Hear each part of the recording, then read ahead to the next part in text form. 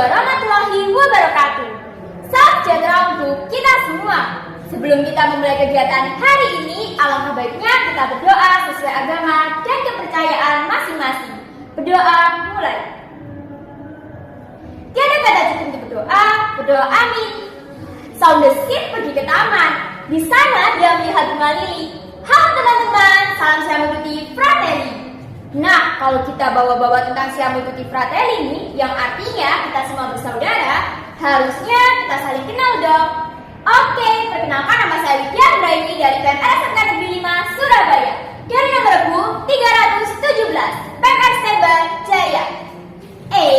Kita sebagai generasi muda harus elegan, efektivitas, luar biasa, efisien, jenius, aktif, dan narsis. Salah, yang benar itu nasionalisme tinggi. Nah, teman-teman, tahu nggak sih di sini saya mau ngapain? Jadi, di sini saya akan menceritakan tentang sejarah Palang Merah Indonesia. Nah, pada masa penjajahan Belanda nih, banyak sekali korban jiwa, sehingga muncullah usulan untuk membentuk Palang Merah Indonesia oleh Dr. R.C.L. Sendu dan Dr. Bader Johan pada tahun 1932.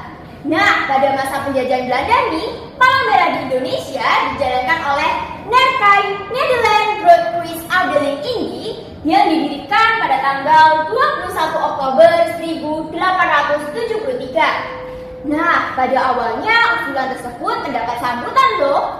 Namun, sayangnya pada konferensi Nerkai tepatnya pada tahun 1940, usulan tersebut ditolak dengan alasan Belanda tidak percaya bahwasanya Indonesia mampu menjalankan Palang Merahnya sendiri. Tetapi semangat dari Dr. R.C.L. Sendu dan Dr. Bader Johan tidak sirna. Mereka tetap melakukan sosialisasi dan konsolidasi ke berbagai pihak.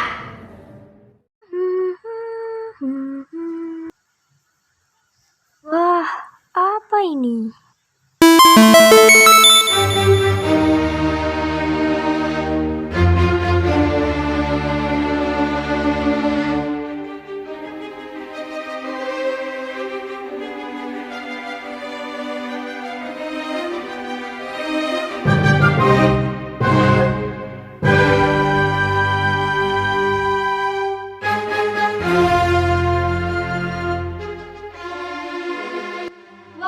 Dimana? Kenapa mereka berpakaian seperti itu? Tanggal berapa sekarang? Jadi sekarang kamu berada pada tanggal 3 September 1945. Lalu bagaimana sih kondisi PMI pada saat setelah Indonesia merdeka?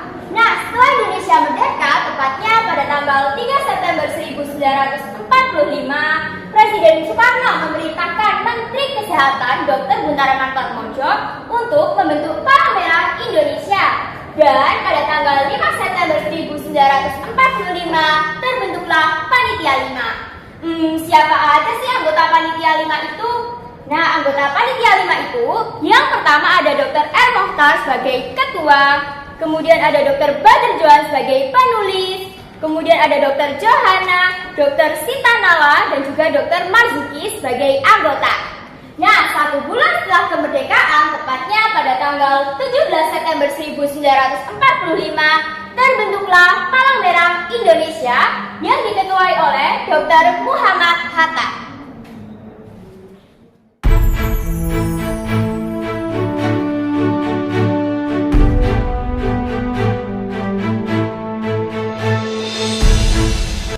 Jadi sekarang kita berada di gedung CHR HBS Salemba di kota Jakarta.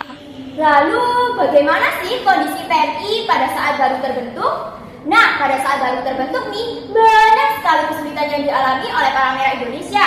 Mulai dari kurangnya dana, peralatan, dan sumber daya manusia. Tetapi kesulitan tersebut dapat teratasi loh ketika banyaknya sukarelawan yang mau bergabung dan membantu Palang Merah Indonesia.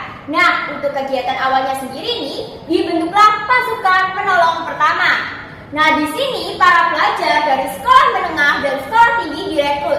Kemudian untuk para wanita diasramakan di gedung CHR HBS Salemba di Jakarta. Setelah mereka diasramakan, mereka akan disebarluaskan di wilayah-wilayah di luar Jakarta.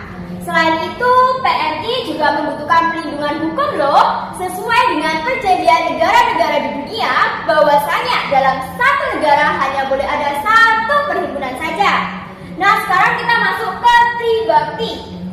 Nah, Tribakti yang pertama adalah meningkatkan keterampilan hidup sehat, 2. Berkarya dan berbakti di masyarakat, 3. Mempererat persahabatan nasional dan internasional. By the way, kalau kita bahas tentang Tribakti ini, pasti ada loh penerapan dalam kehidupan kita sehari-hari. Nah, untuk penerapannya, simak video berikut.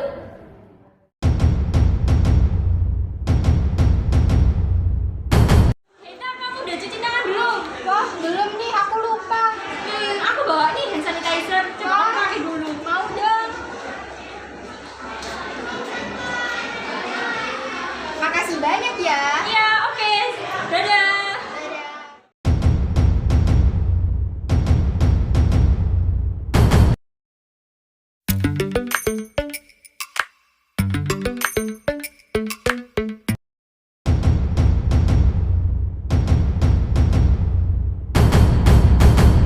Wah, Widya, kamu lagi ngapain nih? Aku lagi chattingan sama teman baruku. Wow, temen yang mana itu? Nih, aku baru dapat kenalan dari lomba PMR kemarin. Tribakti 1. Meningkatkan keterampilan hidup sehat, 2. Berkarya dan berbakti di masyarakat, 3. Mempererat persahabatan nasional dan internasional. Dari ketiga poin ini dapat kita terapkan loh dalam kehidupan sehari-hari. Nah, contohnya dari poin yang pertama. Kita harus terampil menerapkan hidup sehat. Contohnya, kita sikat gigi malam. Kemudian kita mandi minimal 2 kali. Dan kita mencuci tangan sebelum makan. Nah, untuk poin yang kedua adalah jika ada kegiatan di masyarakat, kita harus turut membantu atau berpartisipasi. Untuk poin yang ketiga, contohnya kita tidak boleh memilih-milih teman. Jadi, kita harus berteman dengan siapa saja. Selain itu, kita dengan mengikuti lomba-lomba PMR, maka kita akan mendapatkan teman baru loh, dan ini akan menambah relasi teman kita.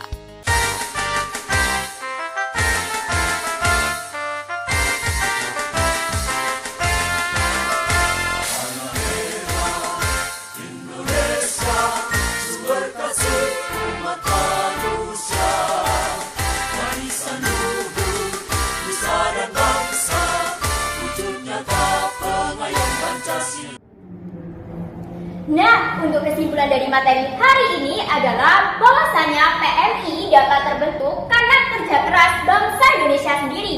Sedangkan peran kita sebagai PMR Wira adalah kita harus menolong sesama dengan sukarela sebagai bentuk penghormatan terhadap para pahlawan yang telah gugur mendahului kita. Nah, sebelum kita mengakhiri kegiatan hari ini, alangkah baiknya kita berdoa sesuai agama dan kepercayaan masing-masing. Berdoa mulai. Tiada kata cukup untuk berdoa amin.